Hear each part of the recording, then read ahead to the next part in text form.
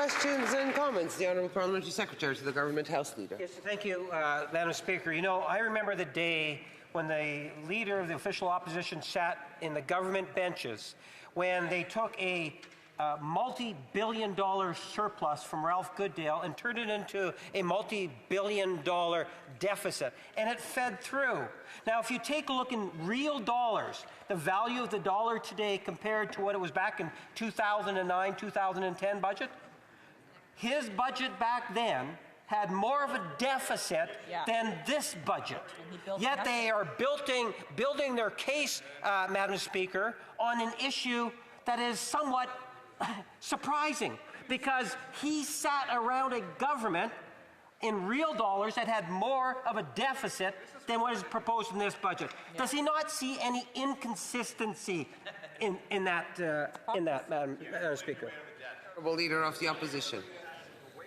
Yes, I do see a lot of inconsistency in the member's question, Madam Speaker. His leader was elected promising to spend less. He's spending 100% more in deficits than his predecessor. He promised that he would deliver the fastest growing economy in the G7. He's delivered the fastest shrinking economy. He promised more investment, but the government's own documents in the budget demonstrate investment is collapsing since he took office as Prime Minister. He promised he would double home building, and home building is expected now by his own government agency to drop by 13%. This Prime Minister has broken every single promise he made, and he's only 7 months into his term. He's also proving, despite the assumption that because he dresses more in a more corporate image that he would be better with money, he's more expensive than Justin Trudeau by every objective measure. The debt and the spending is more expensive today. The Honourable Member for Jonquière. Thank you very much, Madam Speaker. I would like to congratulate the Leader of the Official Opposition for his speech. I hope that this will impress his troops, because we want to keep the government in a minority position. In the budget, there is a great deal of investment in fossil fuels. There is a backpedaling on the energy transition. There is an extremely high investment in defense. And as my colleague from Mirabel said, it's so much a conservative budget that there's a conservative member who crossed the floor. So I would like to ask the Leader of the Official Opposition whether or not he's jealous of the budget that was tabled. The Honourable Member of the Opposition. I have to admit, Madam Speaker, that I'm not jealous at all. I'm a bit depressed to see how huge the Liberal deficit is. When the Conservatives were in power, yes, there were short-term deficits, but we managed to balance the budget a few years after, once the crisis in the United States ended. We managed to balance the budget and leave the country in the best financial state of all G7 countries, and that's what we'll do next time. We will use an approach that balances budgets, cuts waste, and cuts taxes for those who work hard, and I hope that the Bloc Québécois will support that idea. The Honourable Member for Saanich-Goldfarb. Thank you, Madam Speaker. It's so rare to have the opportunity that the Leader of the Official Opposition gives a sufficiently long speech that the questions get around to me. So I want to thank him for that from the bottom of my heart. And I do want to say that I'll probably be voting the same way that he will on this budget, unless changes are made. But I wanted to ask a question because I know he's a reader and thinks about issues, and I'm fascinated by the fact that this Prime Minister appears to be taking his main policy advice from a book called Abundance. I'm sure he's heard of it, big bestseller by Ezra Klein, New York Times columnist. And his thesis, the entire book Abundance, comes to this, which sounds like a conservative speech in Canada, but for one thing, the whole book is about the United States. So the basic thesis of Ezra Klein and Derek Thompson's book is that you can't build anything in the United States. There's just too many regulations, too much red tape. Nothing gets built in the United States. The book isn't about Canada. And I'm fascinated by the fact that this particularly popular book, particularly with some folks like the Prime Minister, is leading us astray in terms of what it really takes to incentivize investment in Canada. I wonder if the Honourable Leader of the Official Opposition has had a chance to have a look at why you can't build anything in the United States despite MAGA and all of Trump's efforts. Honourable Leader of the Opposition. Well, first of all, I have to say that this is the first time anyone on that side of the House of Commons has congratulated me for speaking a really long time. So thank you for that.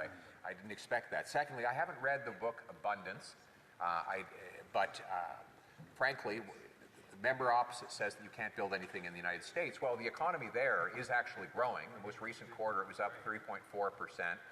And in fact, this budget published by this government showed that if productivity gains had been the same in Canada as they had been in the United States from 2017 to 2023, the average Canadian family would be $11,000 richer today.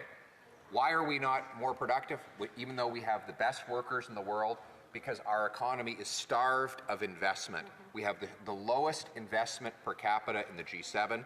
The worker in Canada gets $15,000 of investment. The American worker gets $28,000. You need to unlock the massive power of free enterprise if you want to change that to the benefit of the worker and the entrepreneur here in Canada. Honourable Parliamentary Secretary to the Government House Leader. Yes, Madam Speaker, to show some contrast between the Conservatives and the Liberals, let me highlight the fact that the leader of the Conservative Party made reference to the National School Food Program. And he indicated, and we've had members of his own caucus that have said that it's an absolute garbage program, Madam Speaker. So disrespectful. Since I've been a parliamentarian, I have heard, and this is over 3 decades now, the need to have all children being fed in schools because children cannot learn on an empty stomach. Yet the Conservative parties are saying no to that. My question to the member is, would he not agree with Joe Clark when Joe Clark said that he never left the party left him? We are so far to the right, and that's what we have seen with the Conservative Party today, Madam Speaker. The Honourable Leader of the Opposition. Madam Speaker, since the Liberals brought in this program, the number of kids relying on food banks has actually doubled to 700,000. So obviously, and by the way, according to their own government data, 90% of kids do not get any meals at all from this program. It's not clear that what happens with the remaining 10%. And speaking of, remember used the term garbage.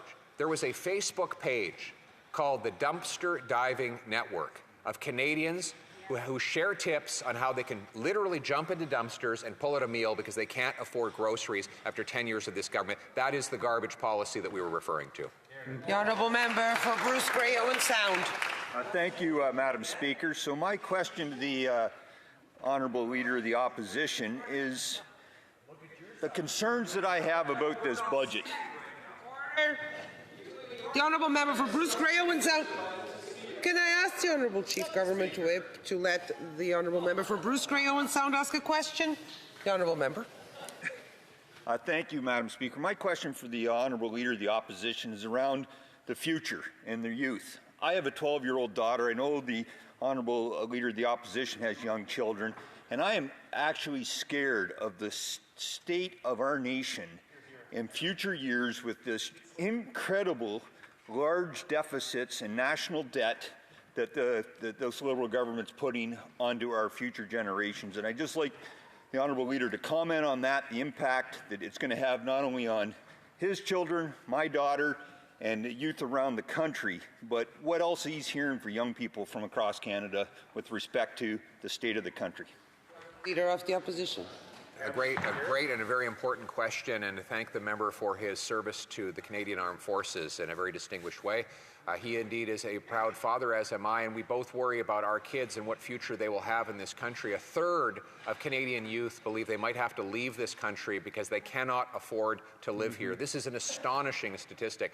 After housing costs have doubled, we now have by far the most expensive housing in the G7, which is insane because we have the most land to build on. My message to Canadian youth is you don't have to live this way. It doesn't have to be like this. We can do better. We can bring you a life of opportunity and freedom.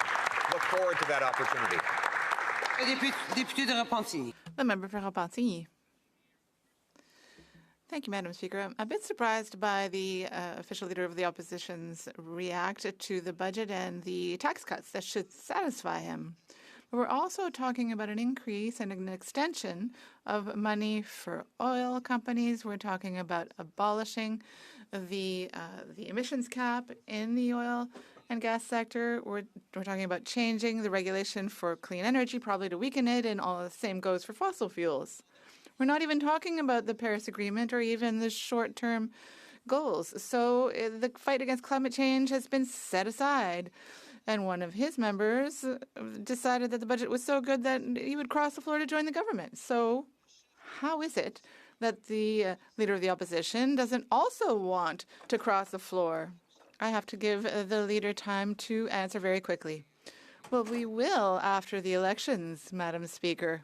Everyone on this side will be on the other side after that. We are responsible with money. An $80 billion deficit that will increase the cost of living and inflation at the expense of Canadians, including Quebecers, is unacceptable. And that is why we cannot support this expensive budget.